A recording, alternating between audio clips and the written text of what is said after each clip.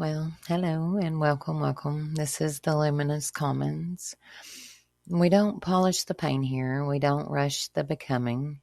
We walk the thread between worlds, between who we were and who we're still learning to trust. I'm Becca Pice, and this is where we begin again every time. So, this episode is how do I trust my intuition when everything feels uncertain? There's a particular kind of quiet that shows up when uncertainty disappears. Not peace, not calm, just the absence of handholds. You're no longer convinced the old rules apply. You don't trust the timelines you were given. You don't even trust the version of yourself who used to sound so sure. And everyone keeps saying things like, just trust your intuition.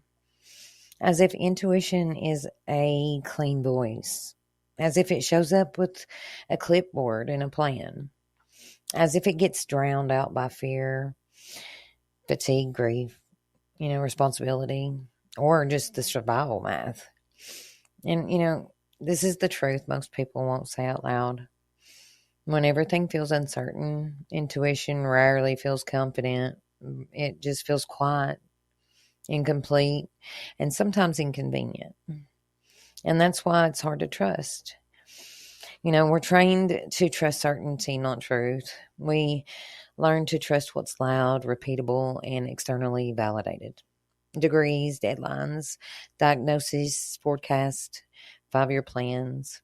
Intuition doesn't do any of that. It doesn't promise outcomes. It doesn't explain itself. And it rarely tells you the whole story at once. It just says things like, not this, or slow down, wait, or this is misaligned. This matters, even if you can't explain why. And when you're ready and already standing in uncertainty, this really can feel terrifying. Because the mind wants guarantees, the nervous system wants safety, and intuition offers neither. So most people try to take and make intuition so much louder. And they ask it to shout, predict, or they ask it to just remove all doubt before they act. And that's not intuition, honey. That's anxiety in spiritual clothing. When real intuition doesn't arrive as certainty, and it arrives as coherence. It just feels like it's a very subtle internal click, even when the path ahead is foggy. It feels like something's settling, not something hyping you up. It often feels quieter than fear, but steadier. And here's the part that matters: if everything feels uncertain, your intuition's not broken. Your tolerance for not knowing is what's being tested. Intuition lives in the body, not the mind. And uncertainty puts the body on alert. When the nervous system is braced, intuition, it doesn't vanish. It just gets drowned out by that threat detection. The system prioritizes survival over everything. And that's not a personal failure, honey. That's just biology. So if you're asking, how do I trust my intuition right now? The real question underneath it is, how do I feel safe enough to listen? Intuition doesn't respond to pressure. It responds to permission. Permission to pause. Permission to not decide yet. Permission to choose the next true step instead of the entire map. And here's something radical and grounding. You don't build trust with intuition by, making big leaps.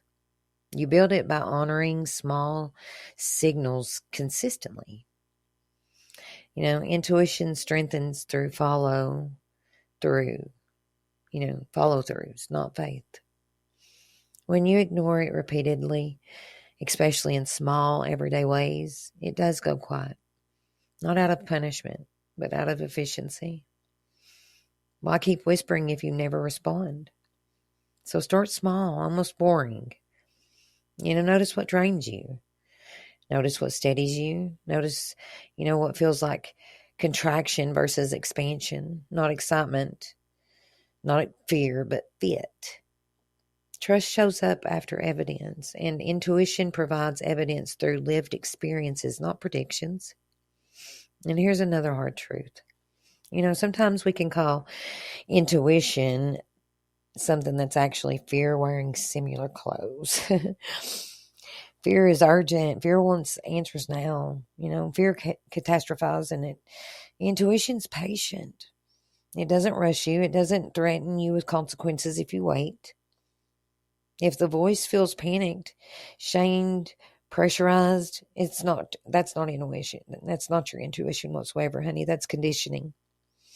Intuition doesn't say, if you don't do this now, everything will fall apart. No. It says, this isn't aligned. Or it just says simply not yet. Or maybe it just says, this costs too much. And sometimes, and this is important, intuition says nothing at all. Silence is also information.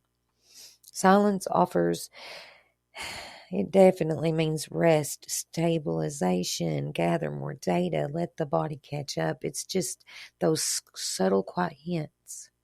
We live in a culture that treats stillness like we're avoiding everything. But sometimes stillness is the most intelligent move available. If you're in a season where everything feels uncertain, here's the reframe that actually helps. You're not meant to trust the future right now. You're meant to trust your capacity to respond. Intuition isn't a crystal ball. It's a relationship. And relationships deepen through honesty, not pressure. So today, just trust might look a little like just not forcing your clarity, just staying in conversation with yourself, and don't outsource your knowing to louder voices. Just listen. Respond when you can. Pause when you can't. This is not a weakness. It's maturity. And slowly, quietly, trust it'll rebuild itself. Not because the uncertainty disappears, but because you stop abandoning yourself inside it. That's truly where intuition lives.